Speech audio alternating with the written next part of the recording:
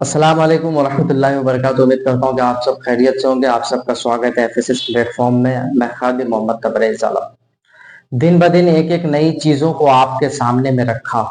मुसलमान जिस कदर आज गहरे गड्ढों की तरह धंसता जा रहा है और जिस तरह उस दलदल में फंसता जा रहा है, उन सारी चीजों को मैं एक एक दिन बतलाया।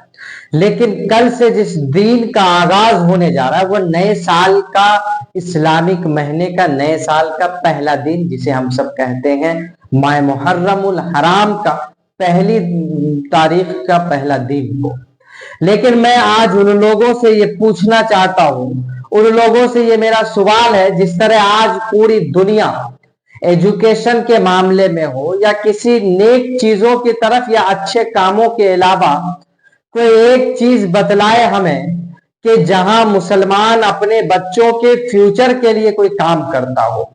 मुसलमानों को बार बार कहा गया कि तुम्हारे लिए पहले नमाज फर्ज है नमाज, लेकिन इन्होंने नमाज को तर्क करके ढोल और ढाक क्या क्या उठा करके बजाने लगा। आज मेरा सवाल उन लोगों से है जो माह मुहर्रम के मौके पर ढोल बजा करके अपनी हुसैनियत को जाहिर करते हैं। आज मैं उन लोगों से ये पूछना चाहूंगा, क्या तुम वो दीन भूल गए कि नमाज तुम्हारे लिए फर्ज करार दिया गया?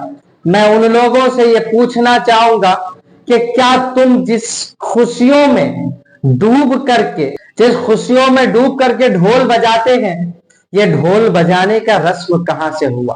क्या आप मालूम है आपको? क्या आपने कभी ये मालूम करने की कोशिश की कि ढोल उस वक्त करबला के मैदान में किस शख्स ने बजाया था? ढोल की खुशियों में कौन उछल रहा था? क्या आपने समझा उस चीज को? आपको मैं ये भी बतलाऊं कि उस करबला की मैदान में जब यजीदियों ने इमाम हुसैन को शहीद कर दिया, उसके बाद उसको अहले बैत शहीद कर दिए गए, उसके बाद यजीदियों ने ढोल पीटता हुआ खुशियों का इजहार किया। तुम जिस खुशी में ढोल पीटते हो, मैं पूछना चाहता हूं वो किस ताल्लुक से?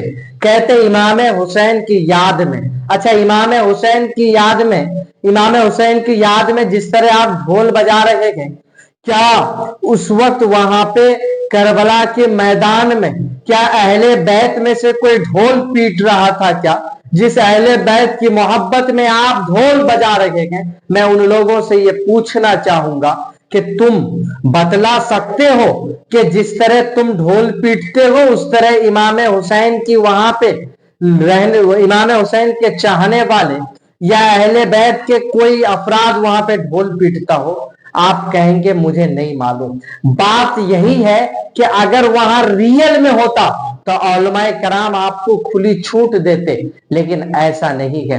लोग नारा लगाएंगे तरह तरह की, करबला दूर है जाना जरूर है, यानी घर के बाजू में मस्जिद है, यहां इसका पैर नहीं जा रहा है और करबला दूर है और वहां जाने की बात कर रहा है। इन हराम खोरों को कौन बतलाए कि जब तुम्हारे घर से कोई 18 साल नौजवान उठे, जब कोई नाबालिग बच्चा आपके घर से वफात की शक्ल में यहां से रवाना हो जाए, उस वक्त आप भी ढोल बजाइएगा। जिस तरह आप सालाना मिलाद और नियाज के नाम से आप जिस तरह से अपने बच्चों के, अपने अहले खाना से जाने वाले अफराद के लिए जिस तरह आप इसाले सवाब करते हैं, उसी तरह आप इसाले सवाब करने के बजाय उस दिन ढोल पीटिएगा। उस दिन हम ये आपको कह सकते हैं कि नहीं, वाकई आप इमाम हुसैन के मानने वाले हैं। लेकिन पूरे कौम में कोई एक ऐसा शख्स नहीं मिलेगा जो इस तरह का कामों को अंजाम दे सकता।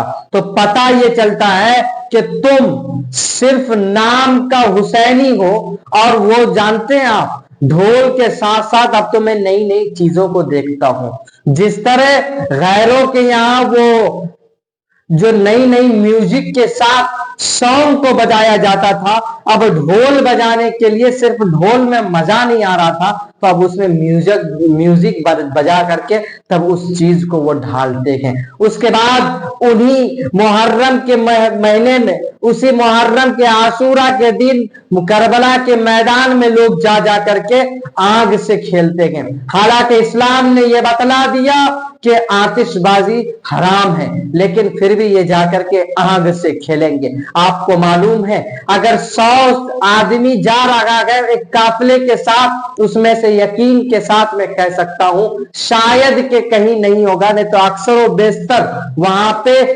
अगर 100 आदमी है तो 10 से 15 आदमी आपको नशे की हालत में मिलेंगे।